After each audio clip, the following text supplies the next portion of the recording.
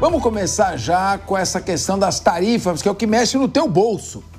Donald Trump começa hoje a aplicar tarifas sobre o aço e o alumínio importados pelos Estados Unidos. O ministro da Fazenda, Fernando Haddad, disse que o Brasil não planeja medidas de retaliação. É prudente. Mais cedo, Haddad se reuniu com representantes da indústria do aço do Brasil. O ministro afirmou que a orientação do presidente Lula é seguir pelo caminho do diálogo e da negociação, como o Brasil sempre fez. E que o maior prejudicado será o próprio país norte-americano. Tenho minhas dúvidas. Vamos ouvir. O setor do aço pede providências tanto em relação às importações quanto em relação às exportações. E, obviamente, que a estratégia não pode ser a mesma num caso e no outro, porque no caso das exportações envolve uma negociação. No caso das importações envolve uma defesa, né, mais unilateral. Isso, a proposta que eles fizeram. Nós vamos analisar. Eu acabei de receber a proposta. O presidente Lula falou, muita calma nessa hora. Nós já negociamos outras vezes em condições até muito mais desfavoráveis do que essa. Nós vamos levar à consideração do governo americano que há um equívoco de diagnóstico. Que, de fato, os argumentos trazidos pela indústria brasileira são muito consistentes e vão ajudar o Ministério do Desenvolvimento na mesa de negociação. Professor Túlio Nassa, em matéria de relação econômica entre países, a simpatia pode influenciar um pouco, mas os interesses é que sobrelevam qualquer relação pessoal. O Brasil é o segundo maior fornecedor de ferro e de aço para os Estados Unidos. Qual pode ser o impacto desse aumento tarifário? E será que o Brasil está avaliando, se a gente brigar, o Trump sobe ainda mais? Boa tarde, Capês. Boa tarde, Raquel. Boa tarde, Rodolfo. Boa tarde, audiência da Jovem Pan. Olha, Capês, nós estamos diante de uma situação emblemática. Brigar com os Estados Unidos, sobretudo nesse momento em que o Trump não deve recuar, porque ele está enfrentando uma guerra comercial que transcende apenas a relação Brasil-Estados Unidos, né? A China é o grande foco dessa guerra comercial, não é um bom negócio. Então, enfrentar os Estados Unidos de igual para igual, né? É como no futebol, você vai jogar, o time pequeno vai jogar com o time grande, é melhor cautela, jogar na defesa, jogar atrás, até porque nós já vimos o Trump fazer essas medidas duras no início para dar seguimento a uma negociação. E a depender da posição da parte contrária, no caso o Brasil, uma posição que eu entendo responsável, seja mais cautelosa, e me parece que vai ser nessa linha que o governo brasileiro vai seguir, que bom que seja assim, pode ser que os Estados Unidos venham a ceder depois para que saia um acordo razoável. É melhor um acordo razoável do que uma briga inglória, né? Os efeitos, evidentemente, são ruins, né? Os efeitos são ruins, mas são ruins também para os Estados Unidos. Nós estamos vendo a crise econômica nos Estados Unidos iniciada por conta dessas tarifas, né? Então, os Estados Unidos também estão sofrendo as consequências desse remédio amargo, dessa guerra comercial que eu friso, que não é apenas com o Brasil. Ela é, na verdade, uma guerra muito voltada contra a China. E aí os países que estão nesse bloco de países exportadores acabam sofrendo essas consequências. A gente espera que as consequências sejam as menores possíveis e isso vai depender de uma grande habilidade diplomática do Brasil. Agora, Rodolfo Maris, uma taxação de 25% sobre o aço brasileiro, eu já falei, nós somos o segundo maior fornecedor de aço para os Estados Unidos. Fornecemos no ano passado quase 6 milhões de toneladas de aço para a indústria norte-americana. Como é que pode impactar? Vai ficar mais caro para o americano consumir o aço, os produtos derivados do aço brasileiro, e vai ficar mais difícil para o Brasil vender o aço lá. Você acha que essa estratégia do Trump de declarar guerra tarifária contra Canadá, contra a China, contra México, agora contra o Brasil, você acha que ele pode voltar atrás, como fez em alguns outros casos, ou vai ser para valer? Boa tarde, Capês. Boa tarde, meus amigos de bancada, nossa audiência. Um abraço especial para a Bárbara, que está nos assistindo aqui. Olha só, Capês, a sua pergunta é bem pertinente, porque no passado o Donald Trump já fez isso. Lá em 2019, houve um grande embargo financeiro com os Estados Unidos, principalmente sobre esses produtos, que é o aço e o alumínio também. Quem é que não lembra disso? E junto com o ferro. O ferro veio numa seara um pouco mais recente, de 2019. Olha só, o Brasil é responsável pelas usinas que mandam esse carvão, esse material para os Estados Unidos. E nós consumimos o carvão americano. O Brasil gasta cerca de R$1 bilhão, aliás, vou corrigir, $1 bilhão nesse tipo de combustível para que as suas elétricas funcionem e a gente consiga fornecer esse tipo de produto. O que eu quero dizer com isso? Que o mercado americano logo estará sentindo isso no próprio bolso, Capês. Porque uma vez que essa matéria-prima ela chega lá de forma bruta e é preciso fazer com que essas peças se tornem de verdade material acabado, o mercado americano vai sofrer sim com isso. Em 2019 já teve um reflexo da indústria tendo um aumento, né, do desemprego nos Estados Unidos, e o Donald Trump criou as alíquotas junto com um bom negociador que era do governo Bolsonaro na época. A tendência agora, Capês, é que o Donald Trump coloque tudo que tem em sua cartilha para o jogo. A analogia de um time grande contra um time pequeno aqui foi perfeita do professor Nasa. E eu continuo com essa narrativa de dizer que os Estados Unidos é um time grande. E como um time grande, ele coloca todos os seus melhores jogadores em campo para que amedronte o time menor, que somos nós, os brasileiros. Mas eu vejo ainda assim com bons olhos essa questão, porque se lá atrás, em 2019, a economia era bem diferente e o Donald Trump recuou, com a economia como está hoje, a tendência é o que os Estados Unidos, que o Donald Trump recue também nessa sua promulgação de 25% dessas taxas. E vale dizer também, Capês, que o primeiro ano de um presidente é um ano de casamento. É um ano onde não tem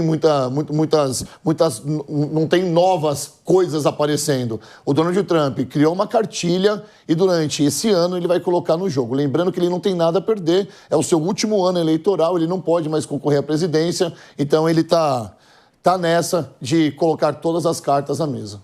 Agora, ô Túlio Nassa, eu queria voltar para você, porque você já ocupou o cargo de secretário municipal, você é muito experiente. O presidente dos Estados Unidos está preocupado só com uma coisa, com a sua popularidade dentro do seu país. Aliás, como qualquer outro político em regimes democráticos. Certo? Então, varia muito a popularidade de acordo com a economia. A economia é o fator mais decisivo da história da humanidade. Praticamente, se não todas as revoluções ocorreram por causa de problemas econômicos. Desde a Revolução Francesa, na Revolução Francesa, pouca gente sabe disso, mas houve uma erupção de um vulcão na Islândia que provocou a maior crise agrária do século.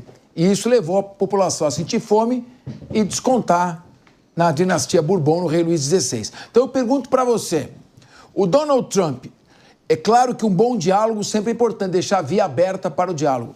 A única coisa que pode reverter a vontade do Donald Trump de aumentar as tarifas nessa relação Brasil-Estados Unidos, importação de aço, me parece que é uma animosidade com o público consumidor local. Se aumentar muito, encarecer os produtos derivados do aço. Você acha que nesse ponto o grande trabalho da indústria do aço brasileira e do governo seria demonstrar ao governo americano as consequências internas para os Estados Unidos do aumento de uma tarifa para 25% sobre o aço brasileiro? Olha, Capês, não sei se você é um jogador de xadrez, mas como um bom jogador de xadrez, você já está antevendo os próximos passos. E o jogo é exatamente esse. O Donald Trump, ao contrário do que muita gente pensa, não está fazendo isso num arrobo de intempestividade, numa situação de total irresponsabilidade. Isso é um planejamento, isso é um plano. Ele foi eleito com essas pautas. Ele tinha que colocar em prática essas pautas e, como eu adiantei, existe uma guerra comercial muito mais profunda com a China. Então, essas medidas é o primeiro movimento do jogo de xadrez, né? É aquela caminhada do peão, que ele anda duas casas, né? Ele pode andar primeiro duas casas. Mas, evidentemente, que isso tem uma consequência, tem um remédio amargo, essa taxação dos Estados Unidos, que é a própria economia local, que já vem mostrando sinais de consequências ruins para o mercado interno americano. Então, a postura que deve ter os países com os Estados Unidos é de calma, é de prudência, porque a tendência, se a economia americana tiver consequências ruins, é de recuo dos Estados Unidos. Esse é o próximo passo do jogo de xadrez. Então é evidente que há um movimento inicial necessário dos Estados Unidos, que é essa taxação, essa tarifação, para que ele se posicione perante o mercado internacional. Agora, daqui para frente, o jogo muda, né? O jogo muda. E a economia, como você bem disse, é quem deve pautar os próximos passos desse tabuleiro. Muito bem. Lembrando também que os Estados Unidos deve a sua independência ao preço do chá, o que levou à Revolução Americana contra as autoridades britânicas. Mas eu queria ver agora o Sérgio Zagarino, que é secretário municipal do Guarujá. Sérgio Zagarino, os Estados Unidos, o Trump é um grande negociador. E a sua vida inteira foi como empresário. E também é um homem que, toda hora ele fala, você não tem cartas para jogar. Lembra o diálogo com o Zelensky? Você não tem cartas na mão. Foi o homem que construiu Atlantic City. Ou seja, ele transformou ali numa nova Las Vegas. Hoje, infelizmente, Atlantic City faliu. Eu pergunto a você, o Trump, ele ameaça, ele joga truco?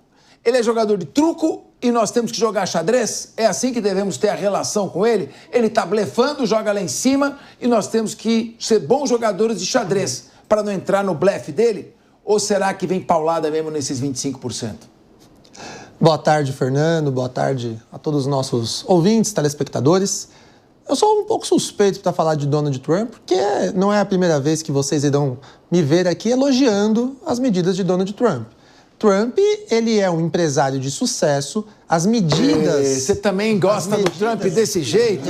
Eu gosto de Donald Trump a ponto, Capês, de elogiar a sua atuação perante o governo americano, no governo do Donald Trump 1 e agora no início de Trump 2. Isso porque as medidas que Donald Trump sempre tomam são medidas econômicas com o intuito de crescimento, não somente dos Estados Unidos da América, mas de todos os seus aliados. E até onde eu me entendo e tenho juízo, é muito mais eficaz hoje estarmos do lado ocidental nessa disputa geopolítica entre Oriente e Ocidente do que, de fato, nos aliarmos à ideia de China, Rússia, Irã. Eu quero estar sempre no bloco econômico que é liderado e capitaneado pelos Estados Unidos, principalmente quando nós temos uma grande liderança como o Donald Trump. Então, essa questão das bravatas que ele faz, não é a primeira agora em relação à questão da taxação, mas ele fez em relação ao Canal do Panamá, ele fez em relação à Groenlândia,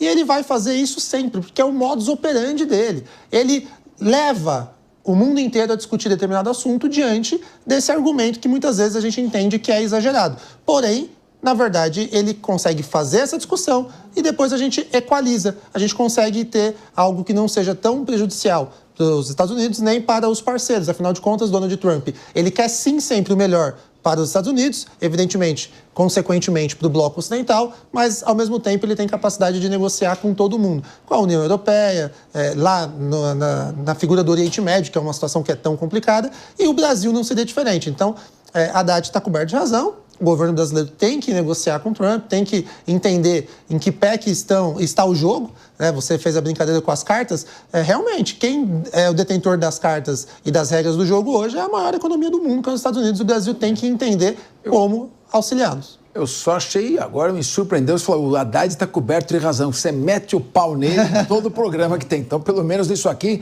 concordamos. O problema de você blefar muito jogando truco é aquela questão daquele jovem que pulava na lagoa e dizia, estou morrendo afogado, estou morrendo afogado. Quando chegava lá, ele dava gargalhada.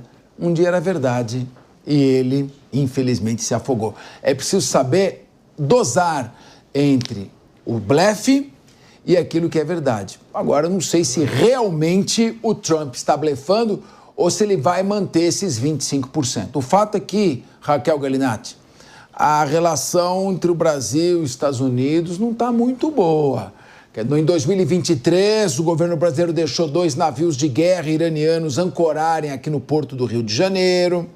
Isso criou um problema enorme. Sorte que ainda que era o Biden, o Biden é o socialista dos Estados Unidos, né? Os partidos democratas são socialistas americanos. Então, o Biden ainda tirou um pouco o pé, mas depois não condenou o golpe que o Maduro deu na Venezuela.